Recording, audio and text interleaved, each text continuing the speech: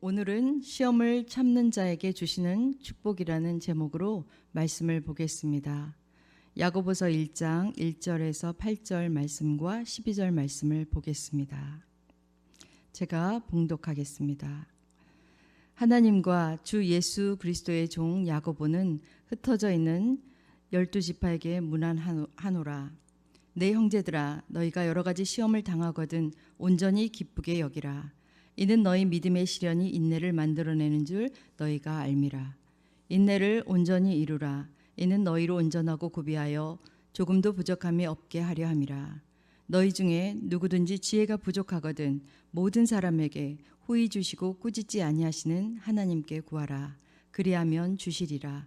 오직 믿음으로 구하고 조금도 의심하지 말라. 의심하는 자는 마치 바람에 밀려 요동하는 바다 물결 같으니 이런 사람은 무엇이든지 주께 얻기를 생각하지 말라. 두 마음을 품어 모든 일에 정함이 없는 자로다. 시험을 참는 자는 복이 있나니 이는 시련을 견디어낸 자가 주께서 자기를 사랑하는 자들에게 약속하신 생명의 면류관을 얻을 것이기 때문이라. 야고보는 예수 그리스도의 육신의 어머니 마리아에게서 태어난 동생입니다. 이 야고보는 예루살렘 교회의 지도자 중 한 사람이었습니다. 야고보는 흩어져 있는 12지파에게 권면하고 있습니다. 스데반의 순교 이후에 흩어진 유대인들에게 시련을 가운데서도 잘 이길 수 있도록 감사하고 기뻐하며 잘 견딜 수 있도록 권면하고 있습니다. 12지파라는 용어가 상징하고 있는 것은 이스라엘의 12지파를 연상시키는데요. 마치 이것이 이스라엘 백성 전체를 가리키듯이 야고보는 오늘날 우리 모든 기독교인들에게 해당되는 메시지를 담고 있습니다. 우리는 살다 보면 여러 가지 시험들이 우리가 생각하지도 못했는데 예기치 못하게 닥쳐올 때가 있습니다. 야고보는 이렇게 외부에 밀려오는 시험 속에서 기독교인들에게 바로 그 시험을 믿음으로 잘 이겨내도록 권면하고 있습니다. 시험은 누구에게나 있습니다. 시험에는 두 가지가 있습니다. 하나님께서 우리의 신앙을 테스트하는 시험과 시련이 있습니다. 또 하나는 마귀가 주는 시험이 있습니다. 이러한 시험 앞에서 시험에서 이기는 자가 있고 낙심하는 자가 있습니다. 여러분은 시험에 이기고 있습니까? 아니면 지금 낙심하고 계십니까? 또 여러분은 어떤 시험과 유혹을 겪고 있습니까? 우리는 시험에 이겨야 합니다. 본문에서는 유혹이라는 의미보다는 그리스도인으로서 믿음을 지켜야 하기에 따르는 시험 때로는 시련이라는 의미를 담고 있습니다. 성도가 시험 중에 가져야 할 태도는 무엇일까요? 야고보서 1장 2절에 내 형제들아 너희가 여러 가지 시험을 당하거든 온전히 기쁘게 여기라 라고 했습니다. 시험을 당하거든 어떻게 하라고요? 네, 온전히 기쁘게 여기라고 말씀하고 있습니다. 참된 그리스도인은 고난의 시험을 기쁨으로 받아들이는 데 있습니다. 즉 시험은 하나님이 우리를 징계하기 위해서가 아니라 하나님의 우리에게 하나님의 사랑을 깨닫고 그 시련을 통해서 하나님을 믿고 신뢰하며 나아갈 수 있도록 우리를 단련하기 위한 하나님의 뜻이 있습니다. 현실을 보고 절망하는 것이 아니라 보이지 않는 지금도 역사하고 계신 하나님을 믿으며 나가야 하는 것입니다. 그러므로 우리는 시험 중에 절망하는 것이 아니라 기뻐하고 믿음으로 기도하며 인내함으로 나가야 합니다. 참된 신앙인은 세상 사람들과 전적으로 다른 모습으로 살아가야 합니다. 그리스도인들은 현실 속에서 좌절하고 낙심하는 것이 아니라 영적인 눈으로 바라보고 해석할 수 있어야 합니다. 1월 6일 날 퇴근해서 집으로 가는데 눈이 오기 시작하는 거예요. 집에 오니까 눈이 너무 많이 오는 거예요. 그 기간이 특별 새벽기도 기간이었는데 이러다가 내일 새벽 예배 못 나가겠다 싶어서 집에 도착하자마자 다시 차를 돌려서 교회로 갔습니다. 가는 도중에 얼마나 눈이 많이 오는지 앞이 보이질 않는 거예요. 그래서 얼마나 무섭고 두렵던지 이러다가 교회까지 갈 수 있을까. 1시간이면 갈 수 있는 거리인데 너무나 천천히 언제 도착할지도 모르는 그 두려움, 또 옆에 이미 눈이 많이 와서 가드레일을 부딪혀서 옆에 서 있는 차도 있었고, 또 뒷바퀴가 헛돌면서 계속 차가 왔다 갔다 하는 거예요. 저는 그 옆을 지나가야 되는데 얼마나 무섭든지, 주님 어떻게 해요? 저 어떻게 하면 좋아요? 돌아갈 수도 없고 어떻게 하면 좋아요? 너무 무서운데 갑자기 기독교 방송을 틀고 싶더라고요. 그래서 기독교 방송을 틀자마자 이 찬송가가 나오는 거예요. 너 근심 걱정 말아라, 주 너를 지키리, 주 날개 밑에 거하라, 주 너를 지키리,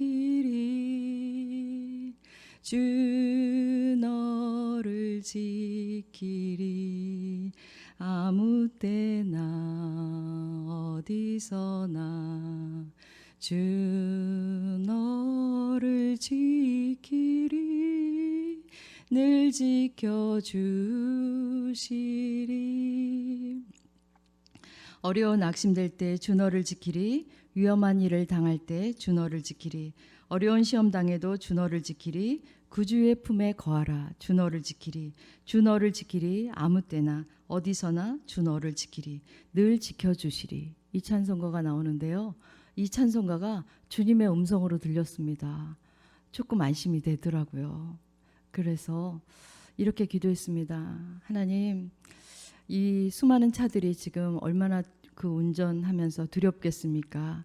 무사히 안전하게 여기 있는 분들이 집에 잘 도착하게 도와주시고 저도 안전하게 교회까지 도착하게 해주세요 라고 기도하면서 왔는데, 시험을 당하니까 기뻐하라고 했는데 그 상황에 기뻐할 수 있는 상황은 안 되더라고요. 그렇지만 잘 무사히 도착했는데, 집에서 7시에 출발했는데 여기 교회 오니까 11시 30분, 한 4시간이 좀 넘더라고요.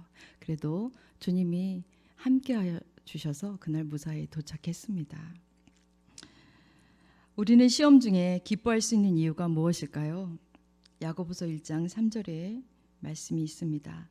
이는 너희 믿음의 시련이 인내를 만들어내는 줄 너희가 알미라. 시험 당하는 것이 고통스럽지만 그것을 통하여 선한 길로, 축복의 길로 인도하실 하나님을 기억하며 기뻐하라는 것입니다. 하나님은 우리가 감당할 수 없는 시험을 주시는 분이 아닙니다. 30대 때 알게 된 동생이 있는데, 우리가 늘 영적인 교제를 나누고 늘 기도 제목을 나누는 자매가 있어요. 근데 어느 날 저에게 전화가 왔습니다. 남편이 고지혈증과 고혈압으로 병원에 입원하게 되었다는 거예요. 그래서 기도를 부탁했습니다. 그래서 저도 같이 기도했죠. 근데 의사가 수술을 할 수도 있고 약물로 치료할 수도 있는데, 이왕이면 약물로 치료하고 수술하지 않게 해달라고 기도를 부탁했습니다. 그래서 함께 기도했는데 몇 주 있다가 전화가 왔어요. 다행히 수술하지 않고 약물로 치료하게 되었다는 것입니다. 그러면서 그 자매가 자기가 붙잡고 기도했던 말씀이 있다고 해요. 바로 고린도전서 10장 13절 말씀입니다. 사람이 감당할 시험 밖에는 너희가 당한 것이 없나니 오직 하나님은 미쁘사 너희가 감당하지 못할 시험 당함을 허락하지 아니하시고 시험 당할 즈음에 또한 피할 길을 내사 너희로 능히 감당하게 하시느니라. 이 말씀을 붙잡고 시험을 잘 이길 수 있었다고 저에게 얘기해 준 적이 있습니다. 인내를 이루라는 말의 의미는 무엇일까요? 야고보서 1장 4절입니다. 인내를 온전히 이루라. 이는 너희로 온전하고 고비하여 조금도 부족함이 없게 하려 함이라. 중도에서 포기하지 말고 끝까지 견디어내라는 뜻입니다. 시험을 이겨내기 위해 하나님께 지혜를 구하고 끝까지 인내하기를 하나님은 바라고 계십니다. 야고보서 5장 11절 말씀 보겠습니다. 보라, 인내하는 자를 우리가 복되다 하나니 너희가 욥의 인내를 들었고 주께서 주신 결말을 보았거니와 주는 가장 자비하시고 긍휼히 여기시는 이시니라. 욥은 온전하고 정직하여 하나님을 경외하며 악에서 떠난 사람이었습니다. 어느 날 여호와께서 사탄에게 욥은 하나님을 경외하며 온전하고 정직하여 악에서 떠난 자로 세상에 그런 자가 없다라고 칭찬을 했습니다. 그랬더니 사탄이 여호와께 욥이 어찌 까닭없이 경외하리이까? 주의 손을 펴서 그의 모든 소유물을 치소서. 그리하면 틀림없이 주를 향하여 욕하지 않겠습니까? 하나님이 사탄에게 허락하였습니다. 욥기서 1장 보면 그럼 한번 시험해봐라 해서 욥기서 1장에 스바 사람이 종들을 죽였습니다. 하늘에서 불이 떨어져서 양과 종들을 불살라 버렸습니다. 또 갈대아 사람이 낙타를 빼앗아가고 칼로 종들을 죽였습니다. 세 번째는 마다들의 집에 형제들이 10명이 모였는데 거친 들에서 큰 바람이 와서 내 집 모퉁이를 기둥을 치는 바람에 그들이 무너져서 그 자녀들이 다 죽고 말았습니다. 그 고난과 시련 속에서 욥의 고백은 주신이도 여호와시오 거두신이도 여호와시오니 여호와 이름이 찬송을 받으실지니이다 라고 고백하고 있습니다. 이 모든 일에 욥이 범죄하지 아니하고 하나님을 향하여 원망하지 아니하였습니다. 하나님이 사탄에게 거봐라 욥은 역시 온전하고 정직하여 하나님을 경외하며 악에서 떠나지 않았느냐라고 칭찬하니까 사탄이 제안을 합니다. 주여 주님이 손을 펴서 그의 뼈와 살을 치소서. 그리하면 틀림없이 주를 향하여 욕하지 않겠습니까? 여호와께서 사탄에게 내가 그를 내 손에 맡기노라. 다만 그의 생명은 해하지 말라고 말씀하고 계십니다. 욥은 발바닥에서 정수리까지 종기가 났습니다. 너무 가려워서 질그릇 조각으로 자기 몸을 긁고 있었습니다. 그 모습을 본 욥의 아내는 그래도 하나님을 믿겠느냐? 차라리 하나님을 욕하고 죽어라! 라고 저주를 퍼부었습니다. 욥은 아내에게 우리가 하나님에게 복을 받은 즉 화도 받지 않겠느냐 하고 이 모든 일에 욥이 입술로 범죄하지 않았습니다. 욥은 자녀들이 죽고 아내도 떠나고 재산을 잃어버리고 몸도 만시창이가 되었지만 입으로 범죄하지 아니하고 끝까지 인내하며 믿음을 지켰습니다. 욥에게 가졌던 인내하는 마음이 저와 여러분에게도 있기를 바랍니다. 하나님을 원망하지 않는 삶을 갖고 끝까지 인내했던 욥에게 하나님의 욥에게 갑절의 축복을 주셨습니다.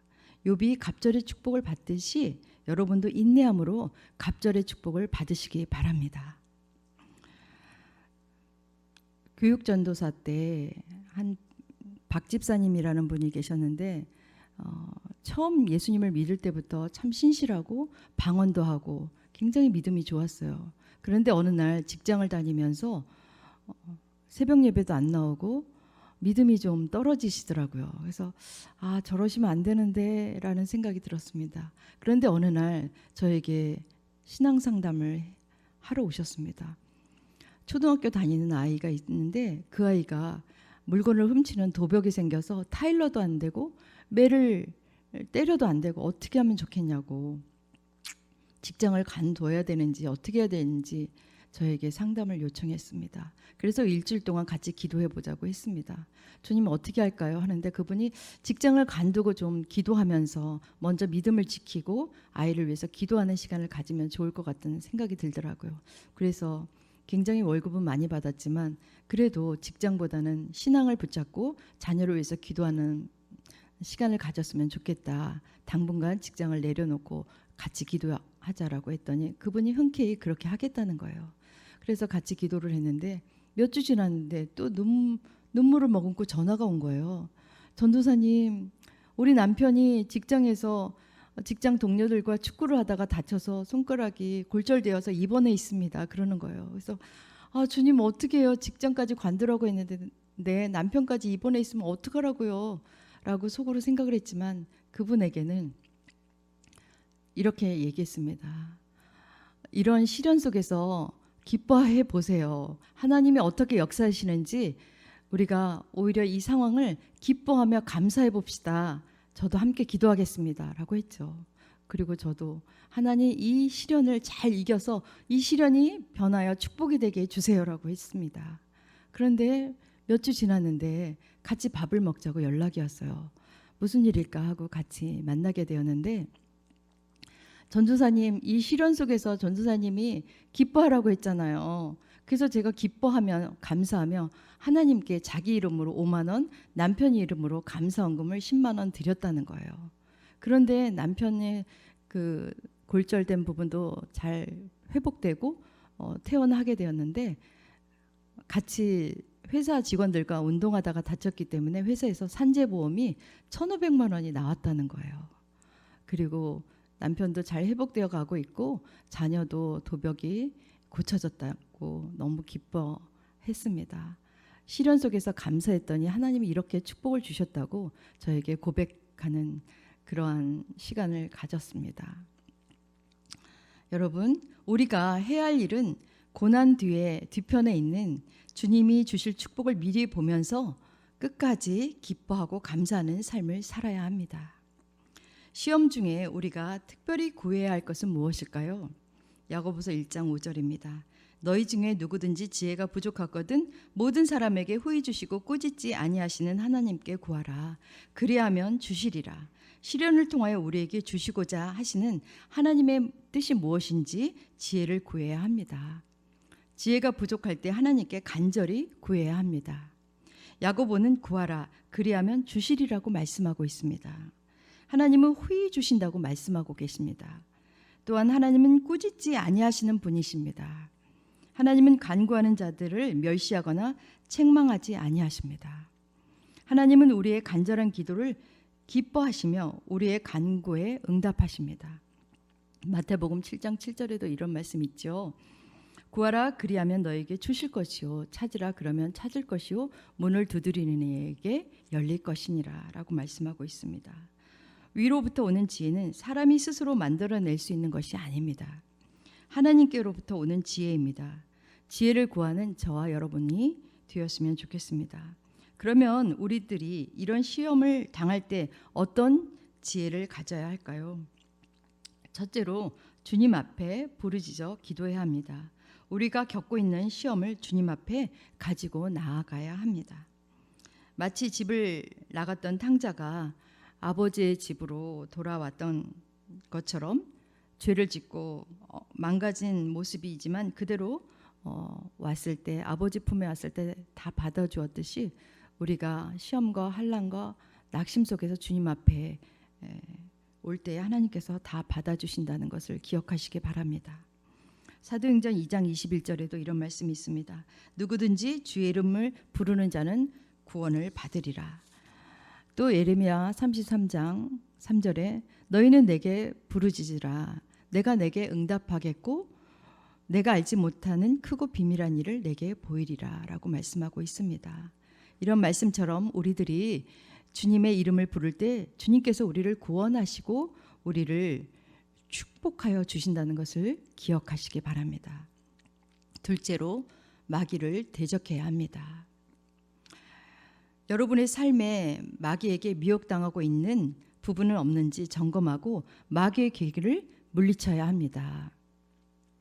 예수님의 이름으로 명하노니 나의 삶에 역사하는 모든 마귀의 일은 묶임받고 떠나갈지어다라고 명령하시기 바랍니다. 악한 병마, 코로나, 암, 우울증, 공황장애, 게임 중독, 성적인 충동, 관계를 깨트리고 분열을 일으키는 악한 영들은 예수 이름으로 물러갈지어다라고 기도하시기 바랍니다.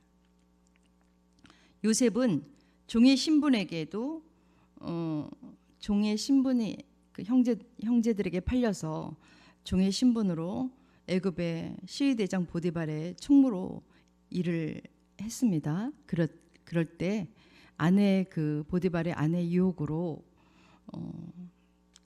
같이 자자고 동침하자고 했지만 그 유혹을 뿌리쳤었습니다. 여러분도 잘 알고 있죠. 그 유혹의 뿌리침으로 인해서 억울하게 3년간 옥살이를 하게 됩니다. 더욱 고통 속에 들어가게 됩니다. 그런데 놀라운 것은 요셉의 생애는 단 한 번도 하나님을 원망하거나 신세를 한탄한 기록이 없습니다. 억울한 시험 속에서도 하나님을 바라보며 인내하며 승리했다는 사실입니다. 그럴 때 그를 하나님이 국무총리로 세우지 않습니까? 세 번째로 하나님의 앞에 우리 자신을 늘 점검해 보아야 합니다. 시련과 고통이 찾아올 때 주님은 이 상황 속에서 무엇이라 말씀하시는지 조용히 말씀을 묵상해야 합니다. 네 번째, 성령의 도움을 구하며 간절히 기도해야 합니다. 로마서 8장 26절, 이와 같이 성령도 우리의 연약함을 도우시나니 우리는 마땅히 기도할 바를 알지 못하나 오직 성령이 말할 수 없는 탄식으로 우리를 위하여 친히 간구하느니라. 성령님의 임무는 우리를 가르치고 예수님의 말씀을 생각나게 하며 지시하시고 인도하시고 우리를 돕고 계시는 분이십니다. 성령님께 여러분들이 도움을 청하신다면 성령님이 여러분을 도와주실 것입니다. 여러분이 이런 시험을 당할 때 네 가지 지혜를 가지고 승리하시기 바랍니다.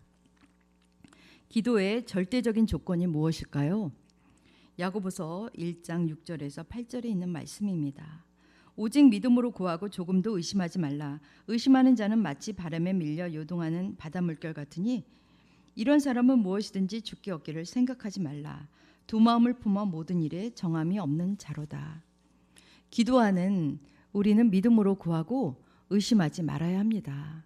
바다는 엄청난 바람에 영향을 받을 뿐만 아니라 약간의 바람에도 영향을 받습니다.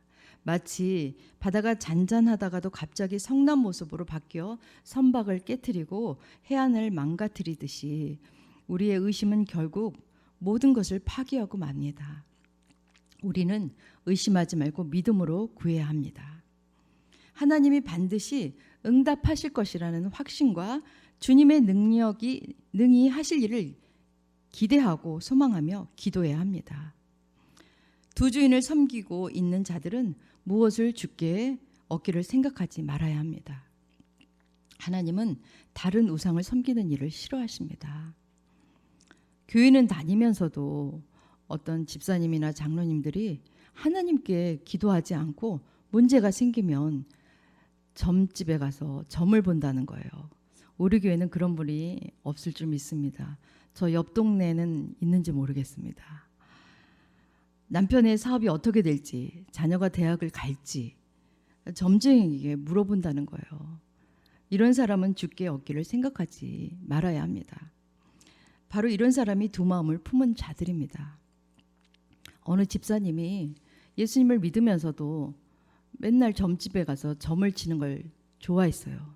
그래서 여기서 점 보고 저기서 점 보고 점집을 여기저기 돌아다니다 보니까 귀신이 많이 들어간 것 같아요. 그러더니 어느 날은 그 집사님이 신내림을 받아야 된다고 해서 신내림을 받고 무당이 된 거예요. 그래서 무당이 돼서 굿도 하고 점도 치고 그러는 거예요. 그러면서 돈도 벌고 그래서 큰 무당이 됐어요. 그랬더니 그 옆에 또 새끼 무당들도 데리고 있었던 거죠.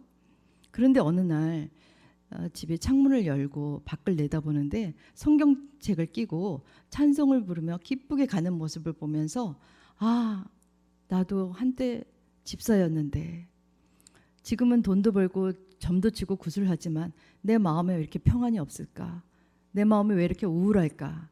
다시 내가 주님의 품으로 돌아가야겠다. 예수님을 믿었을 때는 참 마음이 기뻤는데 아, 주님 앞으로 돌아가자 하고 그 모든 것을 청산하고 주님을 믿기로 결정을 했습니다. 그런데 어느 날 그렇게 결정한 어느 날 잠을 자는데 커다란 귀신이 나타나서 방망이로 자기를 되게 치더라는 거예요. 많이 맞았는데 온몸이 얼마나 아프던지 잠을 깨고 났는데도 온몸이 아파서 일어날 수가 없더라는 거예요. 그래도 나는 주님 앞에 가야겠다 하고 결심하고 교회로 갔습니다. 교회에 문을 들어갔는데 교회에 들어가자마자 쓰러졌어요. 목사님이 그를 위해서 기도해 주셨습니다. 그리고 그는 악한 영들이 다 떠나가고 예수님을 믿고 이제는 간증 집회를 하러 전국을 다니게 되었습니다. 그래서 제가 교육전도사 때 저희 교회에 와서 그분이 간증했던 이야기입니다. 본인이 예수님을 믿게 되니까 그 새끼 무당들도 어머니 무당이 예수님을 믿게 되니까 그 새끼 무당들까지도 다 쫓아와서 예수님을 믿게 되었다는 거예요. 여러분, 어떤 상황 속에서 끝까지 인내함으로 기도하며 주님을 믿고 나아갈 때 하나님은 역사하신다는 것을 기억하시기 바랍니다. 환난과 시험에서 끝까지 인내할 때 주시는 축복은 무엇일까요? 야고보서 1장 12절 말씀입니다.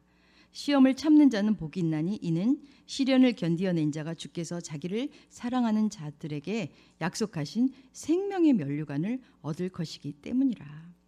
생명의 면류관을 얻게 되는 것입니다. 이것은 시험을 이긴 자에게 주시는 하나님의 선물이자 축복입니다. 장차 하나님 안에서 누릴 영원한 세계에 하나님의 자녀로 누릴 영광을 의미합니다. 그러므로 우리는 생명의 면류관을 얻기까지 인내하며 영적인 싸움을 계속해 나가야 합니다. 코로나로 인하여 우리의 인생이 더욱 내 맘대로 안 되는 세상에 살고 있는 것처럼 느껴질 것입니다. 그래서 코로나 블루라는 신종어가 생겼죠. 코로나19와 우울감의 합성어로 코로나의 확산에 따라 새로 생겨난 신조어입니다. 장기화로 인한 방역 조치 및 사회적 거리두기 등으로 일상생활에서 큰 변화가 나타나며 생긴 우울감이나 짜증, 불안, 무기력증을 뜻합니다.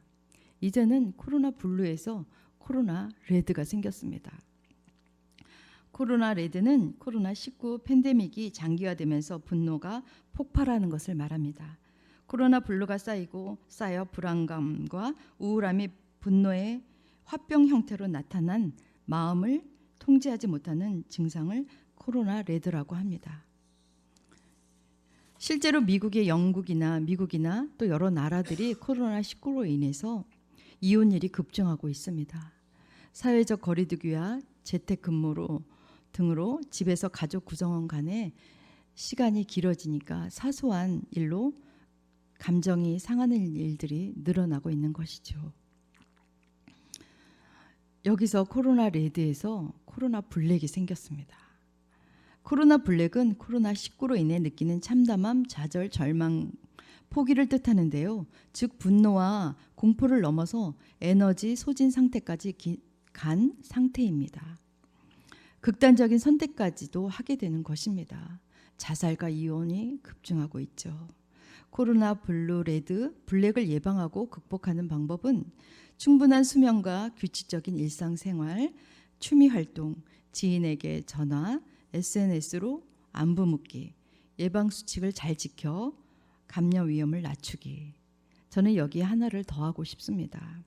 주님께 나아가 기도해야 합니다.